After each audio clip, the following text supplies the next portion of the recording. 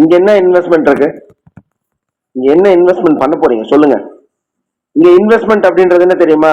உங்களுடைய உழைப்பும் நேரமும் தான் இன்வெஸ்ட்மெண்ட். அப்ப நான் காசு கொடுக்கறேன், அது என்னதுன்னு கேட்பாங்க. அது பர்ச்சேஸ். அது பர்ச்சேஸ்பா. நாங்க உங்களை இன்வெஸ்ட்மெண்ட் எல்லாம் பண்ண சொல்லல, பர்ச்சேஸ் பண்ணுங்க.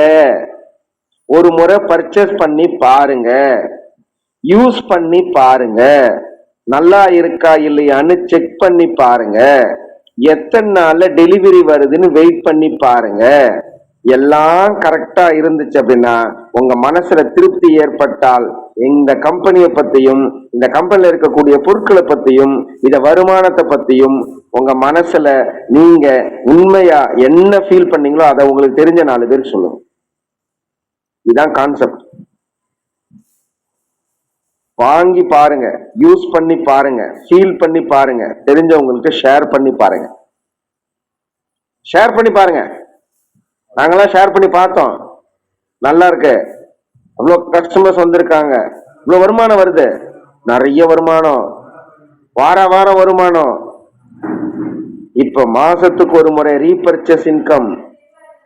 இன்னும் நிறைய நிறைய நிறைய கம்பெனி கொடுக்கறதுக்கு பிளான் பண்றாங்க, எடுக்கிறதுக்கு நம்ம தான் பிளான் பண்றோம்.